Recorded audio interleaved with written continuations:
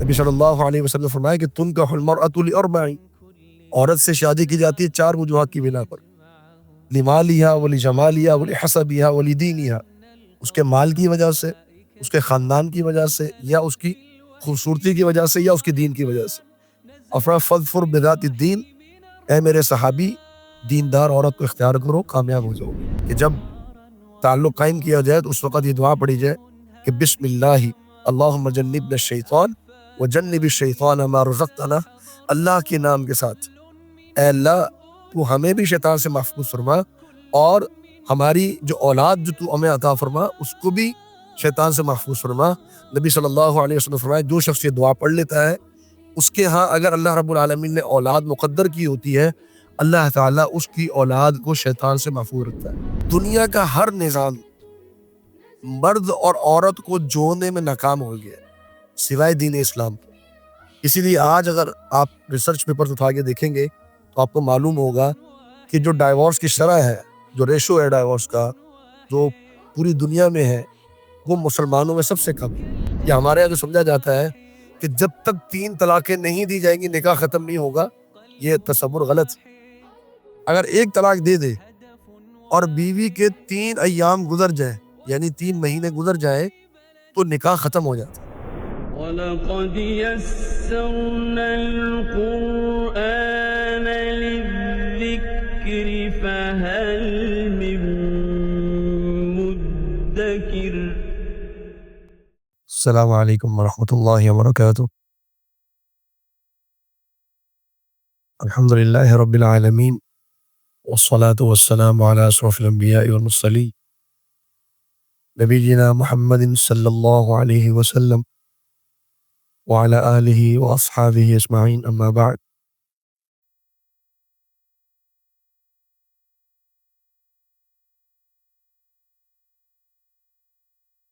سورۃ البقرہ کی تفسیر ہم پڑھ رہے ہیں،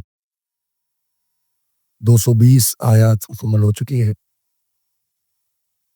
221 سے انشاءاللہ آج ہم شروع کریں گے۔ اعوذ باللہ السمیع العلیم من الشیطان الرجیم، وَلَا تَنْكِحُوا الْمُشْرِكَاتِ حَتَّى يُؤْمِنْ، وَلَا تَنْكِحُوا، اور تم نکاح نہ کرو، المشرکات، مشرکہ عورتوں سے، حتی یؤمن، یہاں تک کہ وہ ایمان لے آئے، ولأمۃ، اور ایک لونڈی جو غلام عورت ہے اس کو امہ کہتے ہیں عربی میں، ایک غلام عورت، مؤمنۃ، جو مؤمنہ ہو، خیر، وہ بہتر ہے، من مشرکۃ، ایک مشرکہ عورت سے، ولو، اور اگرچہ، اعجبتکم، وہ مشرکہ عورت تمہیں پسند ہو، اعجبتکم، وہ مشرکہ عورت تمہیں پسند ہو،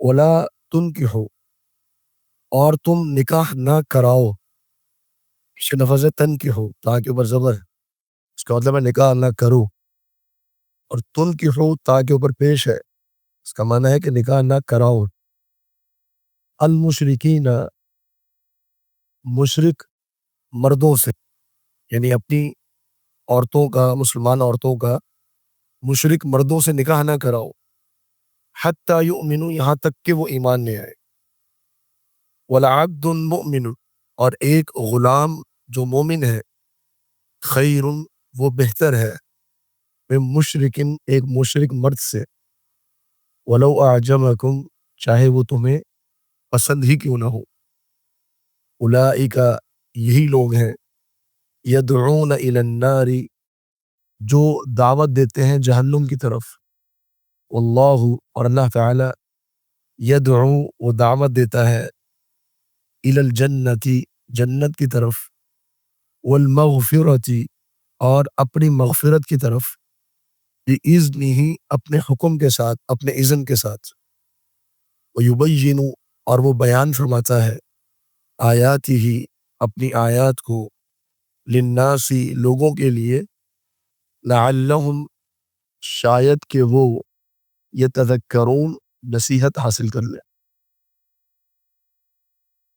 اس آیت سے اللہ تعالیٰ نے نکاح اور طلاق کے جو اہم مسائل ہیں، جو کہ قرآن مجید میں 2-3 مقامات ہیں جہاں اللہ تعالیٰ نے ذکر فرمائے۔ ایک یہی مقام جو سورۃ البقرہ کا ہے، اسی طرح چند جو آیات ہیں یا احکامات ہیں وہ سورہ النساء کے اندر ہے، اور چند آیات سورہ النور کے اندر ہے، اور چند آیات سورہ الطلاق کے اندر ہے۔ 4 مقامات ہیں قرآن مجید میں جہاں اللہ رب العالمین نے نکاح اور طلاق کے مسائل کو تفصیلی طور پہ بیان فرمایا ہے۔ اس آیت میں اللہ تعالیٰ نے 2 معاملات کو بیان فرمایا۔ ایک یہ کہ کسی مسلمان مرد کا کسی مشرکہ عورت سے نکاح جائز نہیں، اور مشرکہ سے مراد جو کسی اور دین پر ہو، ہندو ہے، مجوسی ہے، پارسی ہے، کسی اور دین پر ہو، اس سے نکاح جائز نہیں۔ البتہ سورہ المائدہ میں اللہ تعالیٰ نے اہل کتاب کی جو عورتیں ہیں، یعنی جو عیسائی عورتیں ہیں یا یہودی عورتیں ہیں، ان سے نکاح کو جائز قرار دیا، اور ان کے علاوہ باقی کسی اور دین پر اگر کوئی عورت ہے تو اس سے نکاح جائز ہے۔ اہل کتاب عیسائی اور یہودی، ان کی عورتوں سے نکاح جائز ہے، لیکن ان عورتوں سے نکاح کی کچھ شرائط ہے۔ جیسے ہمارے ہاں آج بہت سارے مسلمان جاتے ہیں امریکہ میں، یورپ میں، اور وہاں پہ نکاح کر لیتے ہیں کرسچن عورت سے یا کسی یہودی عورت سے، تو وہ اس طریقے سے اتنی آسانی کے ساتھ وہ نکاح جائز نہیں، بلکہ علماء نے اس کی کچھ شرائط بیان کی۔ بلکہ سب سے پہلے تو علماء میں اس مسئلے میں اختلاف ہے کہ کیا جو یہودی اور عیسائی عورت جو مشرکہ ہو، یعنی عیسیٰ علیہ السلام کو اللہ کا بیٹا اعوذ باللہ مانتی ہو، کیا اس سے نکاح ہو سکتا ہے؟ اسی میں اختلاف ہے۔ اور کئی صحابہ جن میں جناب عبداللہ بن عمر رضی اللہ عنہما اور بھی کئی صحابہ ہیں جو یہ سمجھتے ہیں کہ ایسی عیسائی عورت جو مشرکہ ہو اس سے نکاح نہیں ہو سکتا۔ جیسے آج کرسچن عورت ہے تو وہ موحدہ تو نہیں ہے، لیکن زیادہ تر صحابہ کی جماعت یہ سمجھتی ہے، ان کی جو ایک سمجھنے کے فہم ہے یا حکم ہے یا فتویٰ ہے، وہ یہ ہے کہ مشرکہ عورت جو اہل کتاب میں سے ہے اس سے نکاح ہو سکتا ہے، لیکن شرط یہ ہے کہ مرد عورت پر غالب ہو، نہ کہ عورت مرد پر غالب ہو۔ یہ علماء نے باقاعدہ شرط بیان کی۔ اگر عورت مرد پر غالب ہے، یعنی کرسچن عورت ہے، اور وہ مرد پر غالب ہے، اس کا مطلب یہ ہے کہ آگے جو اس کی جو اولاد ہے ان کا مستقبل خطرے میں ہے۔ ممکن ہے کہ وہ اس کی اولاد جو ہے اس کو کرسچن بنا دے، جیسا کہ یہ ہوا بھی۔ بہت سارے ایسے لوگ ہیں، ہم جانتے ہیں، پاکستانی ہیں، پاکستان سے تعلق ہے، مسلمان ہیں، وہاں کرسچن عورت سے شادی کی، اور ان کی جو اولاد آگے پیدا ہوئی اب وہ عورت کے قبضے میں ہے، کیونکہ عورت امریکن ہے یا برٹش نیشنل ہے، اس کی پاور ہے، آپ اس کو چیلنج نہیں کر سکتے۔ بلکہ کئی لوگ تو عورت کے سہارے پر وہاں رہ رہے، ویزا ان کو اس وجہ سے ملا ہوا، اب وہ عورت کو کچھ نہیں کہہ سکتے۔ اب جو اولاد ہے آگے، اس پر غلبہ کس کا ہے؟ عورت کا غلبہ ہے۔ اسی لیے صحابہ نے یہ شرط بیان کی ہے، علماء نے، کہ اگر عورت غالب ہو تو پھر مرد اس سے شادی نہیں کر سکتا۔ ہاں، اگر عورت غالب نہیں ہے اور مرد کا غلبہ ہے پھر شادی کی جا سکتی ہے، پھر اس میں حرج نہیں ہے۔ لیکن آج آپ جانتے ہیں کہ اکثریت وہاں پہ جو حالات ہیں وہ کس قسم کے ہیں۔ بلکہ ایک قدم اور آگے اگر بڑھے تو امریکہ اور یورپ کے اندر جو اکثر خواتین ہیں یا مرد ہیں وہ کرسچن بھی نہیں ہے، ایتھیسٹ ہے۔ اکثریت ایسے ہیں جو نام کے تو کرسچینٹی ہوگی ان کی، لیکن ان کا عیسائیت سے کوئی تعلق نہیں، لا دین ہے، ملحد ہے، دین کو ماننے والے ہی نہیں ہے، ان سے تو قطعاً شادی نہیں ہو سکتی۔ جو ایتھیسٹ ہے، اور یورپ کی اکثریت ایتھیسٹ ہے، امریکہ میں اکثریت لوگ جو ہیں وہ ملحد ہیں، ان کا عیسائیت سے تعلق ہی کوئی نہیں، تو وہ تو مشرک سے بڑھ کر کافر ہیں، اہل کتاب میں تو ان کا شمار ہی نہیں، لہذا ان سے بھی نکاح نہیں ہو سکتا۔ تو اللہ رب العالمین نے یہاں پر یہ بیان فرمایا کہ مشرکہ عورت سے نکاح جائز نہیں، لہٰذا کوئی اگر ہندو عورت ہے، ہندو عورت سے نکاح جائز نہیں ہے۔ اسی طریقے سے کسی اور مذہب پر ہے، بدھ مت میں ہے، کسی اور مذہب میں ہے جو اہل کتاب کے علاوہ ہے، تو اس سے نکاح جائز نہیں ہے۔ نکاح کرے گا تو وہ نکاح جو ہے وہ باطل۔ آگے فرمائے کہ ایک جو غلام عورت ہے، یہ ایک مثال دینے کے لیے سمجھایا اللہ رب العالمین نے کہ اگر تمہیں کوئی مومنہ عورت آزاد نہ مل رہی ہو نکاح کے لیے اور تمہیں اس کے بجائے ایک غلام عورت مل جائے تو اس سے نکاح کر لو، یہ مشرکہ سے بہتر۔ اگر آپ اس کو آج کل کے حالات میں جاننا چاہیں تو یوں سمجھ لیجئے کہ اگر ایک مشرکہ عورت جو بھلے خوبصورتی میں بہت اچھی ہو، مالدار والی، مال دولت والی ہو، منصب والی ہو، لیکن ایک مومنہ عورت ہو جو منصب میں کم ہو اور خاندان میں کم ہو، تو اس کو انسان کو ترجیح دینی چاہیے نکاح کے حوالے سے۔ بلکہ یہ ترجیح تو اللہ کے رسول صلی اللہ علیہ وسلم نے مسلمان عورتوں میں دی۔ نبی صلی اللہ علیہ وسلم نے فرمایا کہ تنکح المرأة لأربع، عورت سے شادی کی جاتی ہے 4 وجوہات کی بنا پر، لمالها ولجمالها ولحسبها ولدینها، اس کے مال کی وجہ سے، اس کے خاندان کی وجہ سے، یا اس کی خوبصورتی کی وجہ سے، یا اس کے دین کی وجہ سے۔ فَاظْفَرْ بِذَاتِ الدِّین، اے میرے صحابی دیندار عورت کو اختیار کرو، کامیاب ہو جاؤ گے۔ تو یہ نصیحت نبی صلی اللہ علیہ وسلم کی۔ اس کے بعد جو حکم دیا مشرک مردوں کے تعلق سے، وہاں جو خطاب کیا اللہ رب العالمین نے وہ مومنہ عورتوں سے نہیں کیا۔ آپ اللہ رب العالمین نے یہ نہیں فرمایا کہ اے مومنہ عورتوں تم مشرک مردوں سے نکاح نہ کرو، بلکہ الفاظ کا استعمال فرمائے کہ اے مسلمان مردوں تم اپنی عورتوں کا نکاح مشرک مردوں سے نہ کرو۔ یہ الفاظ بھی استعمال کیا اللہ رب العالمین نے یہ بتانے کے لیے کہ کوئی مسلمان عورت اپنی مرضی سے کہیں نکاح نہیں کر سکتی، اس کے لیے ولی کا ہونا ضروری ہے۔ ولی کی اجازت کے بغیر کوئی مسلمان عورت نکاح نہیں کر سکتی، اور یہ بات اللہ کے رسول صلی اللہ علیہ وسلم نے احادیث میں وضاحت کے ساتھ بیان فرمائی۔ میں لا نکاح الا بولی، ولی کے بغیر نکاح نہیں۔ اور ایک حدیث میں سیدہ عائشہ صدیقہ رضی اللہ عنہا فرماتی ہیں کہ اللہ کے رسول صلی اللہ علیہ وسلم نے فرمایا ایما امرأۃ نکحت بغیر اذن ولیہا فنکاحها باطل فنکاحها باطل فنکاحها باطل۔ فرمایا جو عورت بھی بغیر اپنے ولی کی اجازت کے نکاح کر لیتی ہے اس کا نکاح باطل ہے، باطل ہے، باطل ہے۔ 3 مرتبہ اللہ کے رسول صلی اللہ علیہ وسلم نے بیان فرمایا۔ ولی کون ہے؟ ولی ہے عورت کا والد، والد موجود نہ ہو تو عورت کا بھائی، بھائی موجود نہ ہو تو عورت کے چچا، چچا موجود نہ ہو تو دادا، جو بھی ان کے والد کی طرف سے رشتہ دار۔ اور اگر کوئی ولی موجود نہیں ہے، ایک عورت ہے وہ مسلمان ہوگی اور اس کا کوئی ولی موجود نہیں ہے، تو نبی صلی اللہ علیہ وسلم کا فرمان ہے السلطان ولی من لا ولی لہ، کہ پھر اگر کسی عورت کا ولی موجود نہ ہو تو اس کا ولی حاکم وقت ہوتا ہے۔ تو ہمارے ہاں جیسے جو یونین کونسل کے اندر بیٹھے لوگ افراد ہوتے ہیں یا جن کی ذمہ داریاں ہیں نکاح کرانے کی، تو وہ ولی بن سکتے ہیں۔ لیکن اگر ولی موجود ہے اس کی موجودگی میں کوئی اور ولی نہیں بن سکتا۔ اسی لیے ہمارا یہ موقف ہے، علماء کا یہ موقف ہے کہ یہ جو شادیاں جو کورٹ میرج جو ہوتی ہے، یہ کورٹ میرج جائز نہیں۔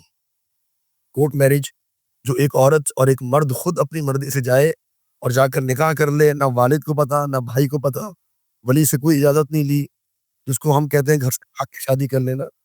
اگر مثال کے طور پہ اپنی مرضی سے گئی ہے اور جا کر نکاح کر لیا اور والد کی رضامندی شامل نہیں ہے تو ایسے کورٹ میرج جائز نہیں، یہ نکاح نہیں ہوتا۔ اور ہمارے یہاں بہت سے لوگ خواتین اور مرد اسی نکاح پہ جو ہے وہ چلتے ہیں، جبکہ یہ کورٹ میرج جو ہے اس کا شریعت کے اندر کوئی ثبوت نہیں ہے۔ تو فرمایا کہ وَلَا تُنكِحُوا الْمُشْرِكِينَ، مرد مسلمان عورتوں کی شادیاں مشرک مردوں سے نہ کرائے، مشرک مردوں سے نہ کرائے۔ یہاں پر اللہ رب العالمین نے کوئی جواز نہیں دیا کہ کوئی مسلمان عورت کسی عیسائی یا یہودی مرد سے شادی کر لے، یہ جائز نہیں۔ ایک مسلمان مرد یہودی عیسائی عورت سے شادی کر سکتا ہے، ایک مسلمان عورت یہودی یا عیسائی مرد سے شادی نہیں کر سکتی۔ کیوں؟ کیونکہ اللہ رب العالمین نے اس کی اجازت نہیں دی۔ قرآن مجید کے اندر سورۃ المائدہ کے اندر اللہ رب العالمین نے صرف مردوں کو اجازت دی ہے کہ وہ عیسائی اور یہودی عورتوں سے شادی کر لیں.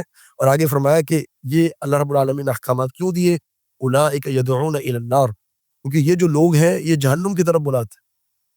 جو بیوی ہے اگر وہ بے دین ہے تو ممکن ہے کہ وہ مرد کو بھی بے دین بنا دے، اور اگر عورت عیسائی ہے تو ممکن ہے کہ مرد بھی آگے چل کے اس کے اندر اسلام کی جو ایک اہبت ہے، اسلام کی محبت ہے، وہ ختم ہو جائے. اس میں نہ ختم ہو تو اس کے اولاد میں ختم ہو جائے گی. تو فرمایا کہ یہ لوگ ہیں جو تمہیں جہنم کی طرف بلاتے ہیں، اللہ رب العالمین تو تمہیں جنت اور اپنی مغفرت کی طرف بلاتا ہے. تو ان آیات میں اللہ تعالیٰ نے نکاح کے تعلق سے ان مسائل کو بیان فرمایا. اب مزید اسی حوالے سے نکاح کے اور میاں بیوی کے حوالے سے چند آگے مسائل ہیں. ان مسائل کو بیان کرنے سے پہلے میں ایک حدیث آپ کے سامنے رکھنا چاہوں گا کہ ایک صحابیہ جناب ام سلیم رضی اللہ عنہ، وہ نبی کریم صلی اللہ علیہ وسلم کے پاس آئیں اور آ کر کہا اللہ کہ رسول صلی اللہ علیہ وسلم ان اللہ لا یستحیی من الحق، بے شک اللہ رب العالمین حق بیان کرنے سے نہیں شرماتا. یہ الفاظ کہے اور پھر پوچھا کہ کیا عورت پر غسل واجب ہے جب اس کا احتلام ہو جائے؟ تو پہلے تمہید کیا باندھی کہ جہاں پر حق بیان کرنا ہو وہاں حیا نہیں آنی چاہیے. ہم آگے چل کے کچھ مسائل ایسے پڑھ رہے ہیں جن کا تعلق عورتوں کی طہارت سے ہے اور مردوں کی طہارت سے ہے. تو جب ہم علمی گفتگو کرتے ہیں تو علم کے اندر چند مسائل ایسے آتے ہیں کہ جہاں پر حیا کرنے کی وجہ سے ان مسائل کی صحیح سمجھ ہمیں حاصل نہیں ہوتی اور پھر انسان طہارت اپنی صحیح طریقے سے حاصل نہیں کر پاتا. تو آگے چند آیات اسی تعلق سے ہیں، طہارت کے حوالے سے ہیں. تو فرمایا کہ وَيَسْأَلُونَكَ، یہ سوال کرتے ہیں آپ سے. یہ سوال کرنے والے کون ہیں؟ صحابہ کرام رضوان اللہ علیہم اجمعین. فرمایا عن المحیض، یہ عورتوں کے مخصوص ایام کے بارے میں آپ سے سوال کرتے ہیں. قل، آپ فرما دیجئے، ہوا، وہ جو ایام ہے یا وہ جو خون ہے، اذن. اذن کا عربی زبان میں یہاں پر اس آیت میں علماء نے دو معنی کیے ہیں اور دونوں معنی درست. ایک معنی ہے کہ یہ جو ایام ہے یہ باعث تکلیف ہے، یہ باعث تکلیف ہے. اذا کہتے ہیں تکلیف پہنچانا، اذیت، تکلیف. تو ظاہری بات ہے کہ ان ایام کے اندر خواتین تکلیف محسوس کرتی ہیں. ایک جو ایک کیفیت ہوتی ہے ایک ان کی ان ایام میں، وہ تکلیف والی ہوتی، اور نفسیاتی طور پہ بھی خواتین اس میں پریشان ہوتی. اور دوسرا معنی اذن کا جو علماء نے کیا وہ ہے نجاست. ظاہری بات ہے خون ہے تو خون نجس ہے. یہ دونوں معنی یہاں پر جائز ہو. آگے فرمایا فَاعْتَزِلُوا النِّسَاءَ فِي الْمَحِيضِ، فَاعْتَزِلُوا، تو تم علیحدہ رہو، النساء، عورتوں سے، فی المحیض، ان ایام کے دوران، ولا تقربوہن، اور ان کے قریب نہ جانا، حتی یطہرن، یہاں تک کہ وہ پاک ہو جائے. یعنی ان ایام کا کیا مکمل ہو جائے، ایام کا اختتام ہو جائے، اس وقت تک عورت کے قریب نہیں جانا. تو دور رہنا اور عورت کے قریب نہ جانا یہ ایک اجمال ہے، ایک ابہم بات ہے، کنفیوزنگ ہے کہ قریب نہ جانے سے کیا مطلب ہے اور دور رہنے سے کیا مطلب ہے. یہودیوں کے ہاں یہ بات تھی جس کی وجہ سے صحابہ نے یہ سوال کیا تھا کہ یہودی جو ہے جب عورت کے ایام شروع ہوتے تو وہ عورت سے بالکل قطع تعلق اختیار کر لیتے. ایک مخصوص کمرے میں عورت کو داخل کر دیا جاتا، وہ اپنے سارے ایام وہیں گزارتی، اس سے کوئی بات نہ کرتا، اس سے کوئی گفتگو نہیں ہوتی، اس کے کپڑے وہاں پر موجود ہوتے، کھانا وہیں دیا جاتا ہے، بالکل جیسے ایک اچھوت بنا کر رکھ دیا جاتا. جب صحابہ کو یہ بات معلوم ہوئی جب اسلام لانے کے بعد، تو انہوں نے اللہ کے رسول صلی اللہ علیہ وسلم سے سوال کیا. اس موقع پر یہ آیت نازل ہوئی.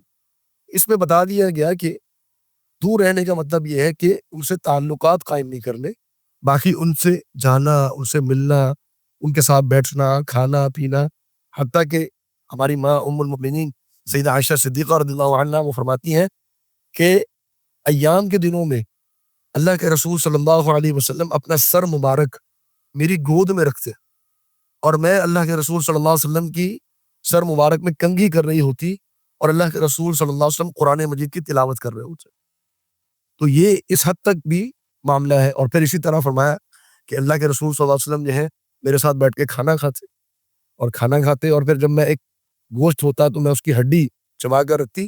نبی صلی اللہ علیہ وسلم وہ ہڈی اٹھاتے اور اسی جگہ سے چباتے، اس جگہ پہ منہ رکھتے، اپنا منہ مبارک جس جگہ پر میں نے اپنا منہ لگایا ہو۔ تو یہ محبت کا اظہار ہے اپنی بیوی کے ساتھ، اور یہ بتانا، اور یہ ایک عورت کے اس کی نفسیات کو مضبوط کرنے کے لیے بھی ہے، کیونکہ اس وقت عورت نفسیاتی طور پہ بہت ایک ڈپریشن میں ہوتی ہے۔ تو ایک شوہر کا اپنی بیوی کے ساتھ اس محبت کا اظہار اور اس کے ساتھ بیٹھنا اور گفتگو، یہ اس کے لیے ایک نفسیات کی مضبوطی بھی ہے جس کی اس کو ضرورت ہوتی ہے۔ تو قریب نہ جانے سے مراد کے تعلق قائم نہ کرنا۔ فَإِذَا تَطَهَّرْنَ، جب وہ پاکیزہ ہو جائیں، تطہرنا کا مطلب پیچھے دیکھیے یطہرنا، اس میں جو ہے وہ ہا کے اوپر تشدید نہیں ہے۔ یطہرنا کا معنی ہوتا ہے خون کا رک جانا، اور تطہرنا اس کا معنی ہے غسل کر لینا۔ جب وہ غسل کر لیں، فَأْتُوهُنَّ مِنْ حَيْثُ أَمَرَكُمُ اللَّهُ، تو ان عورتوں کے پاس آؤ، اپنی بیویوں کے پاس جاؤ جہاں سے اللہ رب العالمین نے حکم دیا ہے کہ جو ایک تعلق جائز ہوتا ہے وہ تمہارے لیے قائم کرنا اب جائز ہے۔ ان اللہ، بے شک اللہ رب العالمین، یحب التوابین، وہ بہت زیادہ توبہ کرنے والوں سے محبت فرماتا ہے، وہ یحب المتطہرین، اور بہت زیادہ پاکیزگی اختیار کرنے والوں سے محبت فرماتا ہے۔ متطہرین، ایک ہے مطہرین، دو تا نہیں آتی، ایک تا آتی ہے، اس کا معنی ہے پاکیزگی اختیار کرنے والے۔ ایک ہے متطہرین، دو تا کے ساتھ، اس کا معنی ہے بہت زیادہ پاکیزگی اختیار کرنے والے، ہر وقت پاکیزگی کا لحاظ کرنے والے، نجاست سے دور رہنے والے، طہارت کا خیال کرنے والے، اللہ رب العالمین ان سے محبت فرماتا ہے۔ آگے اسی موضوع کو اللہ رب العالمین نے مزید ہماری رہنمائی کے لیے بیان فرمایا نساؤکم، تمہاری عورتیں، حرث لکم، تمہارے لیے کھیتی کی مانند ہے، فأتوا حرثکم انا شئتم، تو تم آؤ اپنی کھیتی کی طرف، انا شئتم، جیسے تم چاہو۔ تو کھیتی کا معنی کہ جیسے انسان کھیتی میں بیج ڈالتا ہے اس سے فصل اگتی ہے، تو ایسے ہی میاں بیوی کہ جب آپس میں قریب ہوتے ہیں تو اولاد کی آگے نسل بڑھتی ہے۔ اس معنی میں اللہ رب العالمین نے کھیتی قرار دیا۔ اور انا شئتم، جیسے تم چاہو سے مراد کہ جس کیفیت کے اندر بھی تم آنا چاہو، کیونکہ اللہ رب العالمین نے آگے چل کر یہ احکامات بیان فرمائے کہ میاں اور بیوی ایک دوسرے کا لباس کے مانند ہوتے ہیں، تو جس کیفیت کے اندر بھی وہ ملنا چاہیں وہ مل سکتے ہیں، اس میں کوئی حرج والی بات نہیں ہے، لیکن جو جائز طریقہ ہے وہی اختیار کرنا چاہیے۔ وقدموا، اور بڑھاؤ آگے، لانفسکم، اپنی جانوں کے لیے، آگے بڑھاؤ اپنی جانوں کے لیے، مطلب کہ انسان جب تعلق قائم کرے تو اس کی نیت کیا ہو کہ اللہ رب العالمین اس کو نیک اور صالح اولاد عطا فرمائے۔ اسی لیے اللہ کے رسول صلی اللہ علیہ وسلم نے یہ تعلیم دی اہل ایمان کو کہ جب تعلق قائم کیا جائے تو اس وقت یہ دعا پڑھی جائے کہ بسم اللہ اللہم جنبنا الشیطان وجنب الشیطان ما رزقتنا، اللہ کے نام کے ساتھ اے اللہ تو ہمیں بھی شیطان سے محفوظ فرما، اور ہماری جو اولاد جو تو ہمیں عطا فرما اس کو بھی شیطان سے محفوظ فرما۔ نبی صلی اللہ علیہ وسلم فرمایا جو شخص یہ دعا پڑھ لیتا ہے اس کے ہاں اگر اللہ رب العالمین نے اولاد مقدر کی ہوتی ہے، اللہ تعالیٰ اس کی اولاد کو شیطان سے محفوظ رکھتا ہے۔ یہ والد کا عمل ہے جو کس قدر اہمیت کا حامل ہے کہ اگر والد اس عمل کو یاد رکھے تو اولاد پوری زندگی کے لیے شیطان کے شر سے محفوظ ہو جاتی ہے۔ اب شیطان کے شر سے کیسے محفوظ ہوتی ہے اس کے مختلف معنی ہیں، تفصیلات ہیں جو علماء نے بیان کی، لیکن جیسے بھی محفوظ ہو یقیناً یہ ہمارے لیے بڑی شرف کی بات ہے۔ تو یہ انسان کو اس سنت پر عمل کرنا چاہیے، اور فرمایا واتقوا اللہ، اللہ رب العالمین سے ڈرتے رہو، وَاعْلَمُوا، اور جان لو، انکم ملاقوہ، بے شک تم اللہ رب العالمین سے ملاقات کرنے والے ہو، تمہاری ملاقات ہونے والی ہے اللہ رب العالمین سے۔ اب اس موقع پر اس حکم کا معنی کیا ہے؟ اللہ سے ڈر جاؤ اور جان لو کہ تم اللہ سے ملنے والے ہو، اس لیے کہ جو معاملہ کمرے میں اور خلوت میں ہے اس کی خبر کسی کو نہیں ہے دنیا، لیکن اللہ رب العالمین تمہارے ایک ایک معاملے سے باخبر، تو لہٰذا اس حوالے سے اللہ رب العالمین سے تم ڈرتے رہو۔ وبشر المؤمنین، اور اہل ایمان کو خوشخبری دے دیجئے۔ کیا خوشخبری دے دیجئے؟ اللہ کی جنت کی، اللہ رب العالمین کی مغفرت کی، اللہ تعالیٰ کی رحمت کی، جو بھی خوشخبریاں ہیں اہل ایمان کے لیے۔ تو دیکھیے اللہ رب العالمین نے فرمایا وبشر المؤمنین، مومنین کو خوشخبری دے دیجیے۔ کس چیز کی؟ کچھ بیان نہیں۔ اب یہاں پر ہم اللہ رب العالمین کی رحمت کو سامنے رکھتے ہوئے ہم ساری چیزوں کو اپنی نیت میں لا سکتے ہیں۔ جنت بھی ہے، اللہ کی رحمت بھی ہے، آسانیاں بھی ہیں، مغفرت بھی ہے، ہر چیز کی خوشخبری ہے اہل ایمان کے لیے۔ اس معاملے کے اندر بھی کہ اگر وہ اپنی بیویوں کے ساتھ جو ایک شرعی معاملہ ہے اس کو جائز طریقے کے ساتھ ادا کرتے ہیں، اس میں بھی خوشخبری ہے۔ آگے بھی اللہ رب العالمین نے چند احکامات دیے جو کہ نکاح کے تعلق سے اور طلاق کے تعلق سے ہیں، لیکن اس کے آغاز میں قسم کی جو ہم قسم کھاتے ہیں اس کے چند احکامات بیان فرمائے۔ وَلَا تَجْعَلُوا اللَّهَ، اور نہ تم بناؤ اللہ رب العالمین کو عرضتاً، عرضہ کہتے ہیں عربی زبان میں نشانہ، کسی چیز پہ آپ نشانہ لگائیں کہتے ہیں عرضہ، یا ہدف بھی کہتے ہیں اس کو۔ اللہ رب العالمین کو نشانہ نہ بناؤ لِأَيْمَانِكُمْ، اپنی قسموں کا، اللہ رب العالمین کو نشانہ نہ بناؤ اپنی قسموں کا۔ کس بات میں؟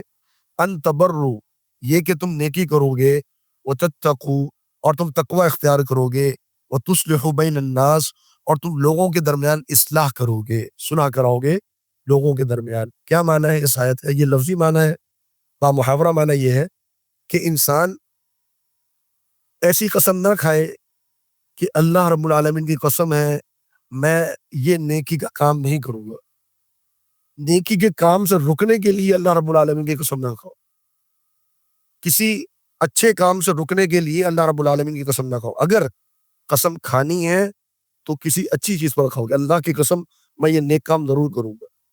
لیکن کبھی انسان غصے میں ہوتا ہے، اس کو کہا جائے کہ جا کے صلہ رحمی کر لو، رشتہ دار ہے، بھائی ہے، اس سے جا کے ملاقات کر لو، کہ اللہ کی قسم میں نہیں ملوں گا، یہ اللہ کی قسم، اس غلط کام میں، ناجائز کام میں اللہ کی قسم کھانا جائز نہیں ہے۔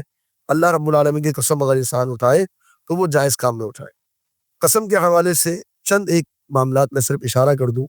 قسم صرف اللہ رب العالمین کی کھانا جائز ہے، اللہ تعالیٰ کے علاوہ کسی چیز کی قسم جائز نہیں ہے۔ حتیٰ کہ علماء نے یہ بیان فرمایا کہ کعبہ کی بھی قسم نہیں کھائی جا سکتی، کعبہ کی بھی قسم نہیں کھائی جا سکتی، کیونکہ کعبہ مخلوق ہے، تو کسی مخلوق کی قسم نہیں کھا سکتے۔ ہاں، قرآن مجید کی قسم کھائی جا سکتی ہے، کیونکہ قرآن مجید مخلوق نہیں ہے، قرآن مجید اللہ کی صفت، تو قرآن مجید کی قسم کھائی جا سکتی ہے یا اللہ رب العالمین کی قسم کھائی جا سکتی ہے۔ اگر انسان قسم اٹھا لے، قسم اس سے اٹھا لی، اب قسم اٹھانے کے بعد اس کو خیال آیا کہ میں نے یہ کام جس میں نے قسم کھائی ہے تو یہ کام تو صحیح نہیں ہے، یا اس سے بہتر کوئی کام ہے، تو کیا وہ قسم توڑ سکتا ہے؟ جی ہاں، بالکل توڑ سکتا ہے، بلکہ اس کو قسم توڑنی چاہیے۔ نبی کریم صلی اللہ علیہ وسلم کا فرمان ہے، صحیح حدیث ہے، فرمایا کہ اگر میں کسی عمل پر قسم کھا لوں اور پھر مجھے یہ احساس ہو کہ یہ عمل بہتر ہے، یہ عمل بہتر ہے، تو میں اپنی قسم کو توڑ کر اس عمل کو انجام دوں گا اور اپنی قسم کا میں کفارہ ادا کروں گا۔ تو قسم کا کفارہ انسان ادا کرے اور جس پر قسم کھائی ہے اس کو ختم کر دے۔ قسم کا کفارہ کیا ہے؟ اللہ تعالیٰ نے فرمایا ایک اور مقام پر کہ 10 مسکینوں کو کھانا کھلانا، فَكَفَّارَتُهُ إِطْعَامُ 10 مساکین، 10 مسکینوں کو کھانا کھلانا، یا ان 10 مسکینوں کو لباس پہنانا، ان کو لباس مہیا کرنا 10 مسکینوں کو۔ اور اگر یہ بھی ممکن نہ ہو تو پھر جو ہے وہ ایک گردن آزاد کرنا، ایک غلام آزاد کرنا۔ اگر یہ بھی ممکن نہ ہو تو پھر 3 دن کے روزے رکھنا۔ یہ ترتیب ہے، براہ راست 3 دن کے روزے پر انسان کو نہیں جانا چاہیے۔ پہلے 10 مسکینوں کو کھانا کھلانا ہے، نہیں ممکن 10 مسکینوں کو لباس دے دیجئے، نہیں ممکن غلام آج موجود نہیں ہے، تو پھر 3 دن کے روزے، یہ قسم کا کفارہ ہے۔ اور اسی طرح اگر کوئی شخص نظر مان لے کہ میں یہ کام کروں گا، اگر میرا یہ عمل اللہ تعالیٰ نے میرے ساتھ یہ احسان کر دیا تو میں اتنے روزے رکھوں گا یا میں اتنا صدقہ کروں گا، اور اگر وہ نظر ماننے کے بعد اس کو پورا نہ کر سکے، اس کا کفارہ بھی وہی ہے جو قسم کا کفارہ، وہ بھی وہی کفارہ ادا کرے۔ فرمایا کہ واللہ سمیع علیم، اللہ رب العالمین سننے والا ہے اور علم رکھنے والا ہے۔ آگے فرمائے کہ لا یؤاخذکم اللہ، لا یؤاخذکم، نہیں مؤاخذہ کرے گا، نہیں گرفت کرے گا، نہیں پکڑ فرمائے گا تمہاری اللہ رب العالمین باللغو فی ایمانکم، تمہاری لغو قسموں کی۔ لغو کا مطلب بیکار، یعنی جو بے دھیانی میں انسان کی زبان سے نکل گئی۔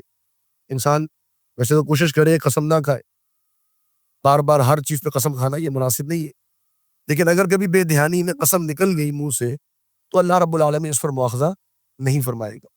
وَلَٰكِن يُؤَاخِذُكُم، لیکن اللہ رب العالمین ضرور مواخذہ کرے گا تمہارا بما کسبت قلوبکم، بما کسبت جو کمایا قلوبکم تمہارے دلوں نے، یعنی جو تم نے پختہ قسم کھائی اپنے دل کے اندر، تمہارے دل میں پکا ارادہ تھا اس کا اور اس کی بنیاد پر تم نے قسم کھائی، ان قسموں کے بارے میں ضرور پوچھا جائے گا، ان قسموں کے بارے میں ضرور پوچھا جائے گا.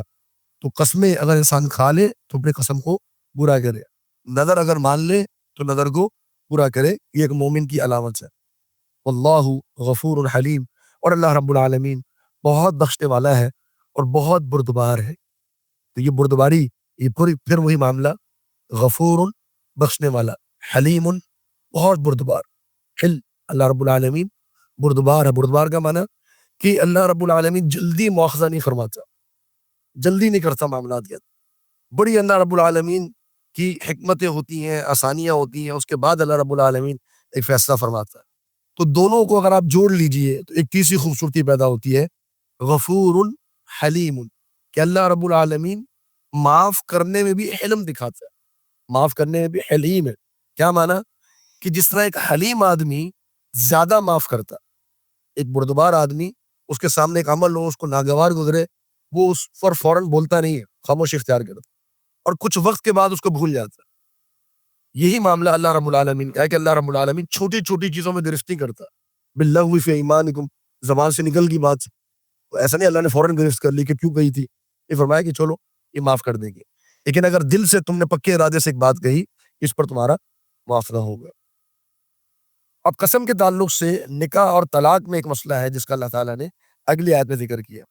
فرمایا للذین یؤلون، للذین ان لوگوں کے لیے، یؤلون جو ایلا کرتے ہیں، ایلا کا معنی قسم اٹھانا، قسم کھانا، ان لوگوں کے لیے جو قسم کھاتے ہیں، ایلا کرتے ہیں، من نسائہم اپنی عورتوں سے. ایلا کا معنی ویسے لفظی طور پہ قسم کھانا، لیکن جب نکاح اور طلاق کے باب میں ایلا آئے، ایلا کا معنی ہوتا ہے ایک مرد کا یہ قسم کھانا کہ میں اپنی بیوی کے پاس نہیں جاؤں گا، میں اپنی بیوی کے پاس نہیں جاؤں گا، یہ قسم کھا لینا، یہ ایلا کہلاتا ہے. تو اب ان لوگوں کے لیے جو اپنی بیویوں سے جنہوں نے جو ایلا کرتے ہیں، ان کے لیے کیا ہے؟ تربص، انتظار کرنا ہے، 4 اشہر، 4 مہینوں کا. وہ 4 مہینے ان کے لیے مدت ہے یا مہلت ہے. کیونکہ عرب میں دور جاہلیت میں ہوتا تھا کہ ایک شوہر ہے، اپنی بیوی سے ناراض ہو گیا، قسم کھا لی میں نہیں جاؤں گا، میرا تم سے کوئی تعلق. اب وہ بیوی بیٹھی ہوئی، شوہر بیوی کے پاس نہیں جا رہا، اور سال گزر گیا، 2 سال گزر گئے، وہ عرب تو تھے پھر وہ غیرت مند، کیسے جائیں اپنے عورت کے پاس، قسم کھا لی، جائیں گے تو معاشرے کی سننی پڑے گی. تو بسا اوقات عورتوں کی زندگیاں نکل جاتی، اپنے شوہر کا منہ نہیں دیکھتے تھے. شوہر نے قسم کھا لی، اب طلاق بھی نہیں دے رہا کہ طلاق دے تو کسی اور سے شادی ہو جائے، اب وہ بیٹھی بھی ہے. تو اللہ رب العالمین نے اس معاملے کو مختصر کر دیا.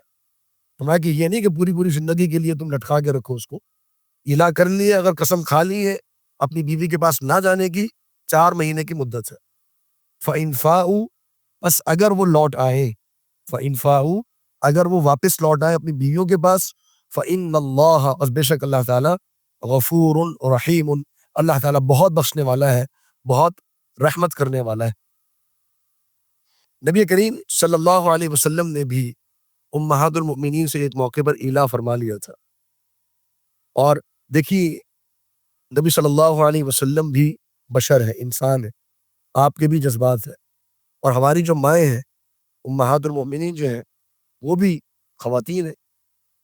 تو باوجود اس کے کہ وہ تقوی کے اور ایمان کے اس مقام پر ہیں کہ جہاں کوئی مرد یا عورت پہنچنے کا تصور نہیں کر سکتا، لیکن پھر بھی دنیا ہے، دنیا کے معاملات ہیں، ضروریات ہیں. تو ایک موقع پر امہات المؤمنین نے مل کے نبی صلی اللہ علیہ وسلم سے تقاضا کیا کہ ہم بڑی تنگ دستی میں گزارا ہو رہا، بڑی پریشانیاں ہیں، اور مال آتا ہے اور آپ اللہ رب العالمین کے راستے میں تقسیم کر دیتے، صدقہ کر دیتے، آپ تو سخی ہے، اپنی ضروریات کے لیے بچاتے نہیں ہیں.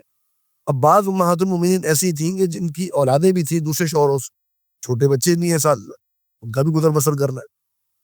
تو نبی صلی اللہ علیہ وسلم نے کہا کہ ٹھیک ہے، جو گزر بسر ہوگا کرتے رہیں گے۔ جب تقاضا بڑھا ایک موقع پر، بلکہ حدیث میں آتا ہے کہ کئی دن یہ تقاضا چلتا رہا۔ ایک موقع پر تو ایسا بھی ہوا کہ امہات المومنین نبی صلی اللہ علیہ وسلم کے ساتھ ایک ہی گھر میں جمع تھی اور آوازیں بلند ہو رہی تھی۔ اس موقع پر پردہ جو ہے وہ واجب نہیں ہوا تھا۔ جناب عمر رضی اللہ عنہ نے دستک دی، اندر آئے، امہات المومنین خاموش ہو گئی۔ تو نبی صلی اللہ علیہ وسلم نے جناب عمر سے کہا کہ دیکھو عمر، یہ تم سے ڈرتی ہے، مجھ سے نہیں ڈرتی۔ جب تم موجود تھے تو شوہر ہے، شوہر کے سامنے تو پھر بیوی بولتی ہے، لیکن جب آپ آئے عمر تو یہ خاموش ہو۔ تو جناب عمر نے کہا اے عورتوں، تمہارا کیا بنے گا؟ تم ایسے شخص سے نہیں ڈرتی کہ جس سے عمر خوف کھاتا ہے، یعنی اللہ کے رسول صلی اللہ علیہ وسلم سے۔ اللہ کے رسول صلی اللہ علیہ وسلم سے صحابہ خوف کھاتے، ہیبت تھی، ایک روب تھا۔ میں کہ تم ان سے نہیں ڈرتی۔ تمہارا یہ تقاضا بڑھتا رہا، اور ایک موقع پر نبی صلی اللہ علیہ وسلم ناراض ہوئے، اور پھر آپ صلی اللہ علیہ وسلم ایلا کر لیے کہ میں 1 مہینے تک تمہارے پاس نہیں آؤں گا۔ اور پھر 1 مہینہ مکمل کیا۔ آپ صلی اللہ علیہ وسلم ایک کمرہ بنا ہوا تھا مسجد نبوی کے برابر میں، بعض نے کہا کہ اوپر بالا خانے میں بنا ہوا تھا۔ آپ نے 1 مہینہ وہاں گزارا، اور 1 مہینہ جب گزارا معروف ہو گیا کہ نبی صلی اللہ علیہ وسلم نے طلاق دے دی۔ جناب عمر رضی اللہ عنہ بھاگے بھاگے آئے نبی صلی اللہ علیہ وسلم کے پاس اور کہا کہ اللہ کے رسول صلی اللہ علیہ وسلم، معلوم ہے آپ نے طلاق دے دی ہے سب بیویوں کو؟ فرمایا کہ نہیں، میں نے طلاق نہیں دی، میں نے ایلا کیا ہے، میں نے قسم کھائی ہے کہ میں اپنی بیویوں کے پاس 1 مہینے تک نہیں جاؤں۔ آپ صلی اللہ علیہ وسلم نے جب 29 راتیں گزر گئی تو 30ویں دن آپ صلی اللہ علیہ وسلم سیدہ عائشہ کے پاس آئے، اور آیات نازل ہوئی اللہ رب العالمین کی طرف سے، وہ آیات جو سورۃ الاحزاب کے اندر موجود ہے کہ یا نساء النبی ان کنتن تردن الحیاۃ الدنیا وزینتہا فتعالین امتعکن وسرحکن سراحا جمیلا۔ اے نبی کی بیویوں، اگر تم چاہتی ہو دنیا کی زندگی تو آؤ، میں تمہیں دنیا کا مال و متاع دیتا ہوں، لیکن پھر تم میرے ساتھ نہیں رہ سکتے۔ تمہیں مال و متاع مل جائے گا، تم فارغ، تمہیں آزاد کر دیا جائے گا، اور اگر تم میرے ساتھ رہنا چاہتی ہو تو پھر تمہیں یہ گزارا کرنا پڑے گا۔ اس مفہوم کی آیات اللہ رب العالمین نے نازل فرمائی۔ تو اللہ کے رسول صلی اللہ علیہ وسلم سب سے پہلے سیدہ عائشہ کے پاس گئے اور کہا کہ میں تمہیں چند آیات بتانا چاہتا ہوں، لیکن میری تم سے یہ تجویز ہے کہ اس بارے میں فیصلہ کرنے سے پہلے اپنے والدین سے ضرور مشورہ کر لیں۔ تو نبی صلی اللہ علیہ وسلم نے یہ آیت تلاوت فرمائی۔ سیدہ عائشہ صدیقہ ام المؤمنین، ہماری ماں، انہوں نے کہا اللہ کے رسول صلی اللہ علیہ وسلم اس بارے میں ماں باپ سے بات کرنے کی کیا ضرورت ہے؟ ظاہری بات ہے میں تو آپ کو ترجیح دوں گی، پوری دنیا پر آپ کو ترجیح دوں۔ وہ اور پھر ام المؤمنین سیدہ عائشہ کی نقش قدم میں ساری امہات المؤمنین نے اللہ کے رسول صلی اللہ علیہ وسلم کو ہی اختیار کیا۔ تو بہرحال نبی صلی اللہ علیہ وسلم نے بھی ایلا فرمایا تھا، اور آگے فرمایا کہ وَإِنْ عَزَمُوا الطَّلَاقَ، 4 مہینے کے بعد، وَإِنْ اور اگر، عَزَمُوا الطَّلَاقَ انہوں نے ارادہ کر لیا طلاق کا، فَإِنَّ اللَّهَ سَمِيعٌ عَلِيمٌ، اور بے شک اللہ تعالیٰ بہت سننے والا ہے، بہت علم رکھنے والا ہے۔ اگر طلاق کا ارادہ کر لیا، 4 مہینے کی مہلت ہے، 4 مہینے کے اندر اندر فیصلہ کرنا ہے، لٹکا کے نہیں رکھ سکتا انسان۔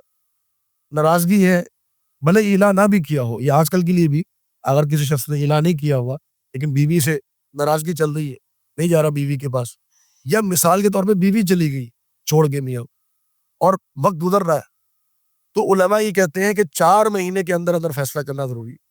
4 مہینے کی مہلت ہے، 4 مہینے ناراضگی رہ سکتی ہے، 4 مہینے کے بعد فیصلہ کرنا پڑے گا۔ اور اگر فیصلہ کرنا ہے لوٹنے کا تو آپ لوٹ جائیے اور کوئی کفارہ نہیں، اور اگر طلاق کا فیصلہ کرنا ہے تو پھر طلاق دینی پڑے گی۔ اور اگر مرد کوئی فیصلہ نہ کرے تو قاضی فیصلہ کرے گا اس معاملے کا۔ اگر مرد فیصلہ نہ کرے، لٹکا کے رکھے، تو پھر جج یا قاضی جو ہے اس مسئلے کا فیصلہ کرے گا۔ تو فرمایا وَإِنْ عَزَمُوا الطَّلَاقَ فَإِنَّ اللَّهَ سَمِيعٌ عَلِيمٌ۔ اب یہاں سے آگے اللہ رب العالمین نے طلاق کے مسائل بیان فرمائے۔ دیکھیں، جو طلاق کے مسائل ہیں اور نکاح کے مسائل ہیں، یہ ہمارے لیے سمجھنا بہت ضروری ہے۔ اس کی وجہ یہ ہے کہ یہ جو مسائل ہوتے ہیں نکاح اور طلاق کے، ایک تو اس کے اندر ہمیں اسلام کی جو خوبصورتی ہے وہ معلوم ہوتی ہے، اور اللہ رب العالمین کی جو حکمتیں ہیں وہ معلوم ہوتی ہیں۔ دنیا کا ہر نظام مرد اور عورت کو جوڑنے میں ناکام ہو گیا ہے سوائے دین اسلام کے۔ اسی لیے آج اگر آپ ریسرچ پیپرز اٹھا کے دیکھیں گے تو آپ کو معلوم ہوگا کہ جو ڈائیورس کی شرح ہے، جو ریشو ہے ڈائیورس کا، جو پوری دنیا میں ہے وہ مسلمانوں میں سب سے کم ہے۔ اس کی وجہ کیا ہے کہ مسلمان چاہے جیسے بھی ہوں، عملی طور پہ جس اعتبار سے بھی ہوں، کچھ نہ کچھ ان کے اندر چونکہ دینداری موجود ہوتی ہے اور نکاح اور طلاق کے کچھ نہ کچھ خوبصورتیاں ان کے اندر موجود ہوتی ہیں، رشتہ داریاں موجود ہوتی ہیں، اس لیے یہ نکاح کے بندھن برقرار رہتے ہیں، ورنہ یہ طلاقیں بہت کثرت کے ساتھ۔ لیکن اب ہمارے لیے یہ خطرناک معاملہ ہے اور یہ المیہ ہے کہ طلاق کی جو شرح ہے بڑی کثرت کے ساتھ بڑھنا شروع ہو گئی ہے، خصوصاً ہمارے شہری علاقوں کے اندر۔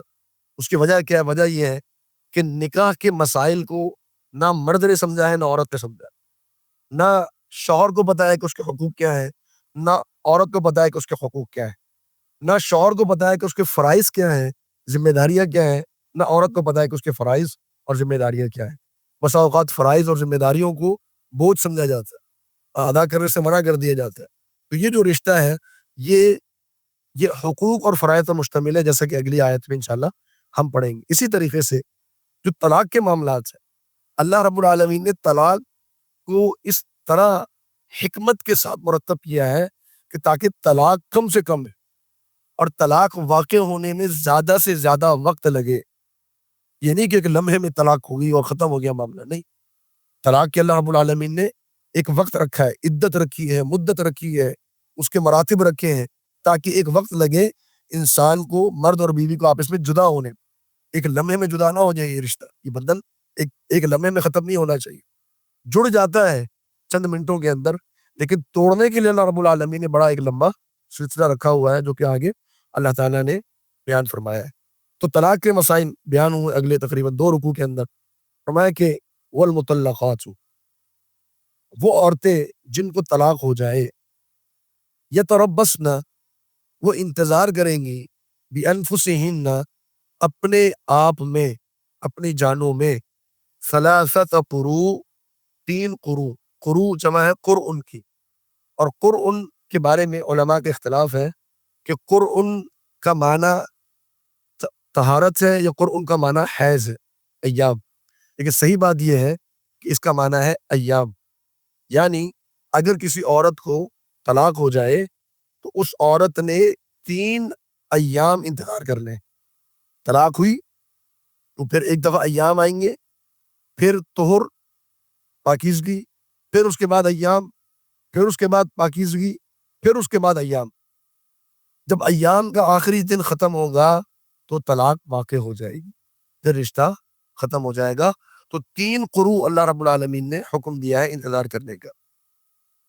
ولا یحل لہن، ولا یحل، اور ان کے لیے، ولا یحل، اور نہیں ہے حلال، جائز، لہن، ان کے لیے، ان یکتمن، کہ وہ چھپائیں، ما خلق اللہ، جو اللہ رب العالمین نے پیدا فرما دیا ہے، فی ارحامہن، ان کے رحم کے اندر، جو اللہ تعالیٰ نے پیدا کر دیا۔ پیدا کرنے سے مراد کہ اگر ان کے رحم میں خون ہے، یعنی جو حیض یا ایام کا خون ہے، اگر وہ موجود ہے تو وہ چھپانا ان کے لیے جائز نہیں، اور اگر حمل سے ہے تو وہ چھپانا بھی جائز نہیں، تاکہ یہ جو شرعی معاملہ ہے یہ صحیح طریقے کے ساتھ مکمل ہو، کیونکہ اس معاملے کی وضاحت عورت ہی خود کر سکتی ہے، مرد کو نہیں پتا کہ کیا معاملہ ہے، عورت کو پتا ہوتا۔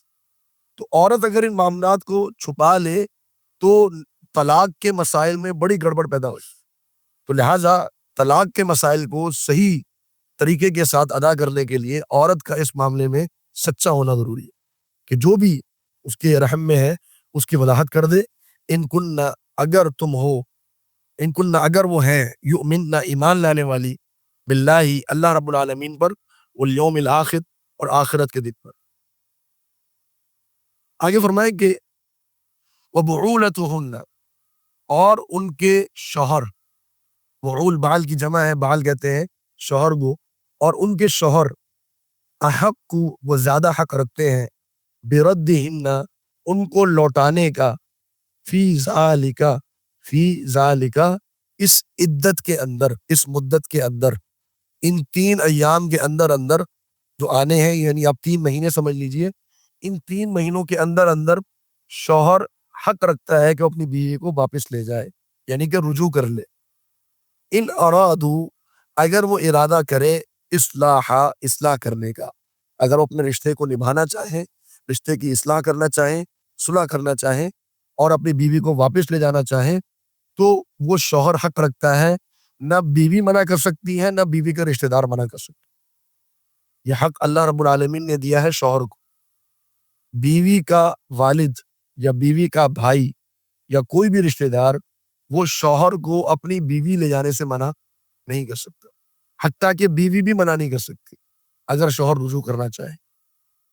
اور اگر بیوی واپس نہیں جانا چاہ رہی تو پھر وہ خلا دائر کر سکتی ہے یا قاضی کے پاس جا سکتی ہے، لیکن کسی تیسرے فرد کو یہ اختیار نہیں ہے کہ وہ میاں اور بیوی کے درمیان دخل اندازی کر کے اس معاملے کو روک سکے۔ یہ حق اللہ تعالیٰ نے دیا۔ آگے جو جملے ہیں وہ بڑے اہم ہیں، خصوصاً نکاح کے جو بندھن ہے اس کو مضبوط کرنے کے لیے۔ فرمایا کہ وَلَهُنَّ، اور ان عورتوں کے لیے حق حقوق ہے، مثل انہی حقوق کی طرح، الذی علیہن، جو فرائض ان عورتوں پر ہیں۔ ایک ہے حق، ایک ہے فرض۔ حق کیا ہے؟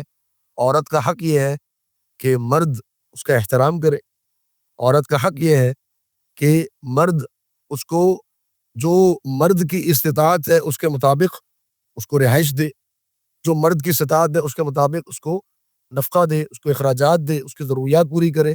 یہ عورت کا حق ہے۔ عورت کا فرض کیا ہے؟ الذی علیہن، عورت پر فرض کیا ہے؟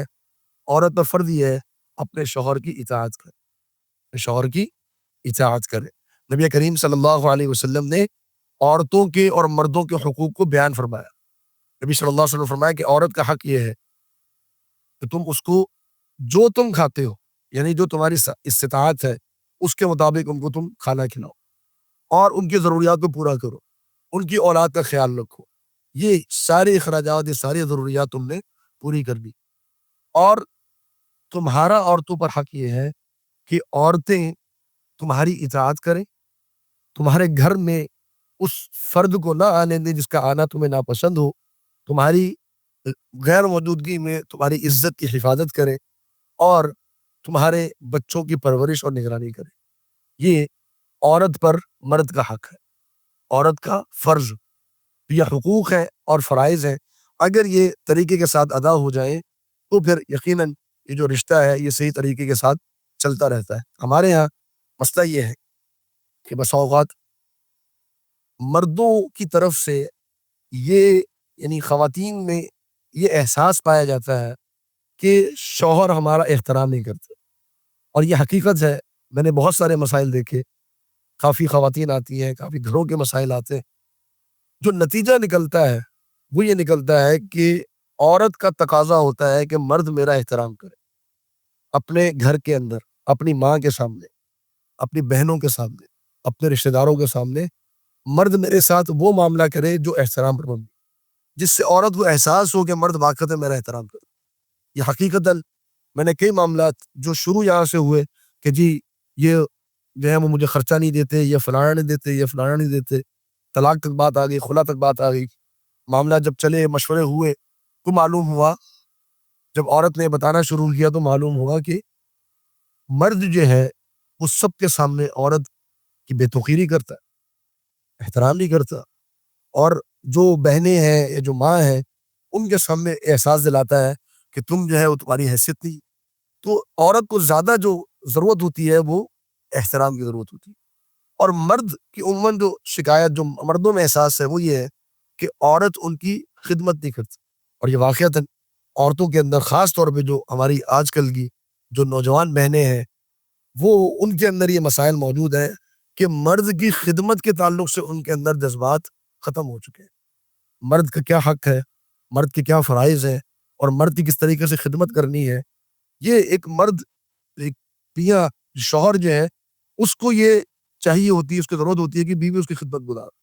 دنیا اگر اس کی خدمت کر لے، مرد کو وہ تسکین نہیں ملتی ہے جو بیوی اس کی خدمت کرے تو مرد کو تسکین ملتی ہے۔ یہ حقیقت ہے۔ تو زیادہ تر گھروں کے اندر جو معاملات ہیں وہ اس تعلق سے ہوتے ہیں۔ تو بہرحال باقی بھی فرائض مرد کو ادا کرنے ہیں، عورت کو بھی ادا کرنے ہیں، اور ایک اہم بات جس کی طرف اللہ رب العالمین نے اشارہ فرمایا، وہ فرمایا کہ وَلِلرِّجَالِ، اور مردوں کے لیے، علیہن، ان عورتوں کے اوپر، درجۃ، ایک درجہ فضیلت ہے۔ مردوں کو اللہ رب العالمین نے ایک درجہ فضیلت دی ہے. یہ فضیلت کس میں دی ہے؟ یہ فضیلت صرف مقام اور حیثیت میں نہیں دی. یہ فضیلت یا ایک درجہ جو اللہ رب العالمین نے بڑھایا ہے یہ حقوق میں بھی ہے اور فرائض میں بھی. مرد کے فرائض بھی زیادہ ہے. مرد نے، شوہر نے اپنی بیوی پر خرچہ کرنا ہے، بیوی نے شوہر پہ خرچہ نہیں کرنا. یہ ایک درجہ میاں کا آگے ہے. بیوی نے شوہر پہ خرچہ نہیں کرنا ہے، شوہر نے بیوی کے اوپر خرچہ کرنا ہے. یہ مرد کا ایک درجہ آگے. اسی طرح مرد کا درجہ یہ ہے کہ اللہ رب العالمین نے اس کی اطاعت کو واجب قرار دیا، لیکن بیوی کی اطاعت مرد پر واجب نہیں. بیوی کی اطاعت مرد پر واجب نہیں ہے. شوہر پر یہ واجب نہیں ہے کہ وہ بیوی کی اطاعت کرے. اگر بیوی ایک بات کہہ رہی ہے اور اس سے مرد مطمئن نہیں ہے یا اس سے وہ ایگری نہیں کر رہا، اس کا حق ہے، وہ منع کر سکتا ہے. بلکہ نبی کریم صلی اللہ علیہ وسلم کو فرمان ہے کہ لا تمنعوا اماء اللہ مساجد اللہ، کہ اگر یہ اللہ کی بندیاں تم سے اگر مسجد میں آنے کی اجازت مانگے تو ان کو تم منع نہ کرو. اس کا مطلب کیا ہوا؟ اگر کہیں اور جانے کی اجازت مانگے تو منع کر سکتے ہو. حتیٰ کہ علماء نے یہاں تک بھی بیان کیا کہ اگر ایک عورت تعلیم کے لیے کہیں جانا چاہے تو مرد کا یہ اختیار ہے کہ وہ عورت کو منع کر سکتا ہے. شوہر کا یہ اختیار ہے کہ وہ عورت کو منع کر سکتا ہے کہ نہیں آپ کو نہیں جانا. ہاں، صلہ رحمی کا جو معاملہ ہے کہ اگر عورت ماں باپ سے ملنا چاہتی ہے یا بہن بھائیوں سے ملنا چاہتی ہے، اس کو روکنے کا اختیار مرد کے پاس. یہ ہے کہ الگ بار بار جا رہی ہے، کثرت کے ساتھ جا رہی ہے، جس سے مرد پریشان ہے، وہ روک سکتا ہے. لیکن یہ کہ بالکل قطع تعلق یہ ہو جائے کہ تم نے اپنے ماں باپ کا چہرہ نہیں دیکھنا، ان سے تم نے ملنا نہیں ہے، بھائیوں سے تمہارا کوئی تعلق نہیں ہونا چاہیے، یہ مرد کا اختیار نہیں. لیکن مرد باقی چیزوں میں اپنی بیوی کو منع کر سکتا ہے. تو یہ اللہ رب العالمین نے اس کو درجہ دیا ہے. فرمایا واللہ عزیز الحکیم، اور اللہ رب العالمین غالب ہے اور حکمت والا ہے. اس آیت میں اللہ تعالیٰ نے طلاق کے مسائل کا آغاز فرمایا ہے. آگے جو ہمارے پاس تقریباً 2 رکوع ہیں، ان رکوع کے اندر طلاق کے مسائل تفصیل کے ساتھ بیان ہوئے ہیں. لیکن آج کی آیت پر میں اکتفا کرنا چاہوں گا چند ایک مسائل کی وضاحت کے ساتھ. وہ مسئلہ یہ ہے کہ جو آیت آپ نے پڑھی کہ متعلقہ عورت جو ہے جس کو طلاق ہو، وہ 3 قروء یعنی 3 حیض اس نے انتظار کرنا ہے. اب یہ انتظار کب کرنا ہے؟ 3 طلاقوں کے بعد نہیں، یہ انتظار اس نے پہلی طلاق کے بعد کرنا. یہ انتظار اس نے پہلی طلاق کے بعد کرنا ہے. جب مرد پہلی طلاق دے دے تو مرد کے پاس رجوع کا اختیار ہے. کتنے عرصے تک؟ 3 مہینے تک، یا آپ کہہ لیجئے 3 ایام تک مرد کے پاس یہ اختیار ہے، شوہر کے پاس یہ اختیار ہے کہ اپنی وہ بیوی سے رجوع کر سکتا ہے. اور یہی اختیار اگلی آیت میں انشاءاللہ اس کی تفصیل آئے گی جہاں اللہ تعالیٰ فرمایا الطلاق مرتان، طلاق 2 مرتبہ ہے. تو دوسری طلاق کے بعد بھی اس کے پاس 2-3 ایام کا انتظار عورت نے کرنا ہے، اور مرد کے پاس یہ اختیار ہے کہ 3 ایام کے اندر اندر وہ اپنی بیوی سے رجوع کر سکتے. تو پہلی طلاق کے بعد بھی 3 مہینے، دوسری طلاق کے بعد بھی 3 مہینے، اور تیسری طلاق کے بعد پھر اس کے بعد رجوع کا اختیار ختم ہو جاتا ہے. اسی لیے جو صحیح طریقہ ہے طلاق دینے کا کہ جب انسان طلاق دینا چاہے تو محض ایک طلاق دے دے. یہ ہمارے یہاں جو سمجھا جاتا ہے کہ جب تک 3 طلاقیں نہیں دی جائیں گی نکاح ختم نہیں ہوگا، یہ تصور غلط. اگر ایک طلاق دے دے اور بیوی کے 3 ایام گزر جائے یعنی 3 مہینے گزر جائے تو نکاح ختم ہو جاتا ہے. ایک طلاق کے بعد بھی نکاح ختم ہو جاتا ہے. اگر 3 مہینے گزر گئے تو نکاح ختم ہو گیا. دوسری طلاق اگر دی اس کے بعد اگر 3 مہینے گزر گئے تب بھی نکاح ختم ہو گیا. مثال کے طور پر پہلی طلاق دی اس نے اور پہلے مہینے میں رجوع کر لیا، پھر اس نے دوسری طلاق دی، اب اگر 3 مہینے گزر گئے تب بھی نکاح ختم ہو جائے. لیکن یہ جو نکاح ختم ہوتا ہے پہلی طلاق کے بعد اور دوسری طلاق کے بعد، اگر اس کے بعد وہی میاں بیوی دوبارہ ملنا چاہے تو یہاں پر کسی اور نکاح کی ضرورت نہیں ہے، بلکہ میاں بیوی نکاح جدید کے ساتھ مل سکتے ہیں. یعنی اگر پہلی طلاق دے 3 مہینے گزر جائے اور پھر میاں بیوی دوبارہ ملنا چاہیں تو نکاح جدید ہوگا. دوسری طلاق دے 3 مہینے گزر جائیں، اب نکاح ختم ہو گیا، دوبارہ ملنا چاہیں اب دوبارہ سے وہ نکاح کرنا پڑے گا. ہاں، تیسری طلاق جب دے گا اس کے بعد بھی بیوی نے 3 مہینے عدت گزارنی ہے لیکن ان 3 مہینوں کے اندر رجوع کا اختیار بھی نہیں ہے، اور اس کے بعد وہ دوبارہ نکاح بھی نہیں کر سکتے جب تک کہ عورت کا کہیں اور نکاح نہ ہو جائے اور پھر وہاں سے بھی طلاق ہو جائے یا وہ شوہر فوت ہو جائے. تو پھر وہ مسائل انشاءاللہ ہم اگلی جو ہے وہ اس میں جو آیت ہے اس کی تفصیل میں پڑھیں گے. تو یہ چند مسائل تھے طلاق کے تعلق سے، انشاءاللہ اسی پر اکتفا کرتے ہیں. طلاقیں ہو جاتی ہیں، ممکن ہے ایک عورت کا ایک مرد کے ساتھ نباہ نہ ہو سکے، یہ ممکن ہے، دونوں کا مزاج نہ مل سکے، لیکن اس کا یہ مطلب تو نہیں ہے کہ دو خاندان آپس میں لڑ جھگڑ جائیں. تو خلا کے معاملے میں 2 صورتیں ہوتی ہیں، یا تو بیوی فدیہ دے، چاہے وہ حق مہر کی صورت میں ہو چاہے کسی اور چیز کی صورت میں ہو، اور شوہر سے کہا جائے کہ اپنی بیوی کو طلاق دے دو، اور وہ ایک ہی طلاق ہوگی اور وہ خلا شمار کیا جائے گا، کیونکہ اس میں شوہر نے طلاق کے بدلے میں فدیے کا تقاضا کیا تھا. وہ طلاق شمار نہیں ہوگی، وہ خلا شمار ہوگی. اور جیسے ہی خلا ہوگی فوراً نکاح ختم ہو جائے گا، رجوع کا اختیار نہیں ہے. کیونکہ 3 معاملات ایسے ہیں کہ اگر وہ مذاق میں کیے جائیں تو بھی ہو جاتے ہیں، سنجیدگی سے کیے جائیں تو بھی ہو جاتے ہیں. 3 معاملات کون کون سے؟ النکاح والطلاق والعتق. ایک ہے نکاح، اگر مذاق میں ایجاب و قبول ہو گیا تو یہ نکاح بھی ہو جائے گا. اور دوسرا الطلاق، اگر مذاق پر طلاق دے دی تو یہ طلاق واقع ہو جائے گی. اور تیسری چیز العتق، آزاد کرنا غلام کو. اگر آزاد کر دیا اسے مذاق میں، غلام سے کہہ دیا جاؤ میں نے تجھے آزاد کر دیا، بعد میں کہا میں مذاق کر رہا تھا، نہیں، تب کہہ دیا اب وہ آزاد ہو گیا. تو جو دودھ پلانے کی مدت ہے وہ بچے کی پیدائش سے لے کر بچے کی ولادت سے لے کر بچے کی 2 سال کی عمر تک ہے. اس دوران دودھ پلایا جائے گا تو رضاعت ثابت ہو جائے گی.